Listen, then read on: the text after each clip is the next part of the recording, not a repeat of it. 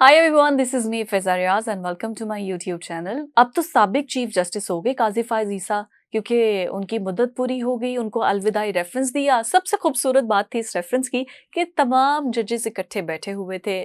जो आने वाले चीफ जस्टिस हैं, जस्टिस याहिया अफरीदी, वो भी मौजूद थे। और उन्होंने क्या कहा मैं आगे चल के व्लॉग में आपको बताऊंगी, लेकिन सबसे ज़्यादा अच्छा लगा कि चलो मिल के बैठे हुए हैं, इकट्ठे बैठे हुए हैं। वैसे तो अदलिया में बड़ी तकसीम हमें नज़र आती है, तो अच्छा है। जस्टिस मंसूर की हमने नाराज़गी, जस्टिस मुनीब की भी नाराज़गी, ये सारी नाराज़गियाँ तो अपनी जगह ज़ाहिर है। प्रायोरिटी में उनका नाम बनता था, उन्होंने आना था, लेकिन जस्टिस याहिया अफरीदी को बना दिया गया। और उन पे इल्ज़ाम भी आता है कि इस सारी मिली भगत में जस्टिस काजी फायज ईसा साहब शामिल थे।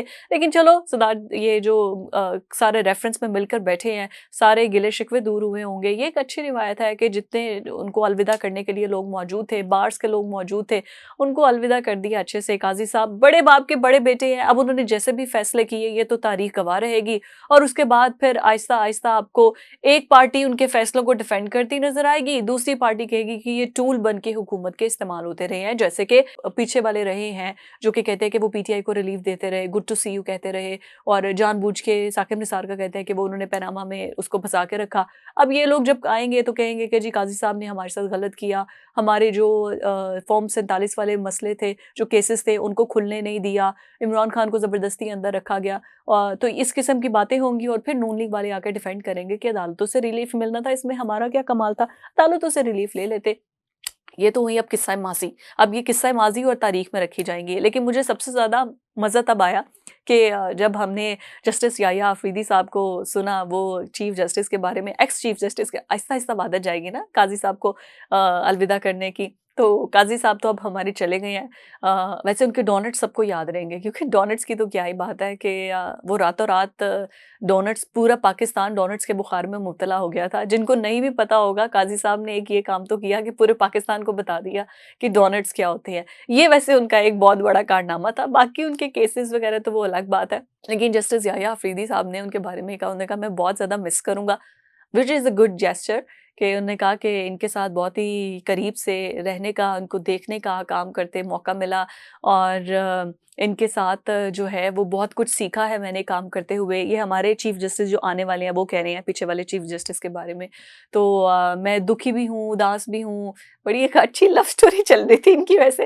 लेकिन अच्छा है, एक गेस्चर अच्छा है कि मुस्कुराते हुए वो दोनों एक दूसरे को अलविदा कर रहे थे। लेकिन उन्होंने बड़े मज़े की बात की, उन्होंने कहा कि अगर आप काजी साहब से मुस्कुरा के बात करेंगे तो वो शाइस्तगी से या मुस्कुराते हुए इतनी खूबसूरत बात करेंगे कि आपका दिल मानूस हो जाएगा। मतलब प्यार देंगे तो काजी साहब आपको प्यार करेंगे। लेकिन अगर आपने काजी साहब को गुस्सा दिला दिया या काजी फायज ईसा साहब को गुस्सा आ गया आपकी किसी बात से, तो फिर अल्लाह ही आपको बचा सकता है, क्योंकि गुस्से के ये बहुत बुरे हैं। और मेरा इनके साथ कोई 3-4 मरतबा इसी तरह के मौकों पर कोई आमना सामना हुआ है, कोई तजुर्बा अच्छा नहीं रहा है। तो कह के लग गए सारे।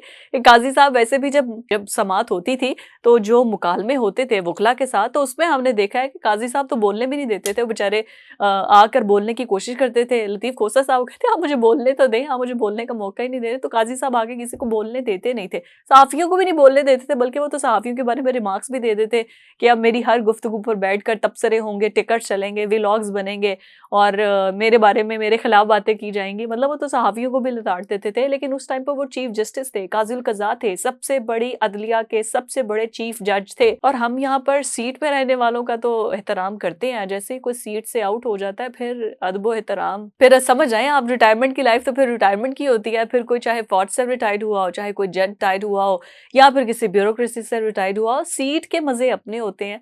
तो अब मजा आएगा कि अब जब काजी साहब रिटायर्ड हो रहे हैं, उसके बाद सबको एक तरह से ना याद आएगा इनके हर फैसले पे, जो जो कुछ वो कहना चाहते थे, जो जो कुछ नहीं कहा गया। क्योंकि तब तो आपको पता था ना कि नोटिस जारी हो जाएगा कि आप जो है वो चीफ जस्टिस के बारे में ना उनके फैसलों पर तबसरे कर सकते हैं, ना आप कोई बात कर सकते हैं।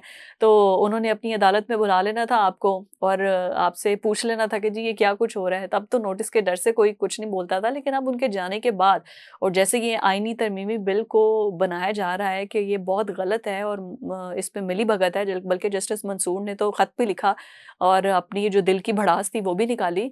तो अब लेट्स सी कि उनके जाने के बाद अब क्या होता है।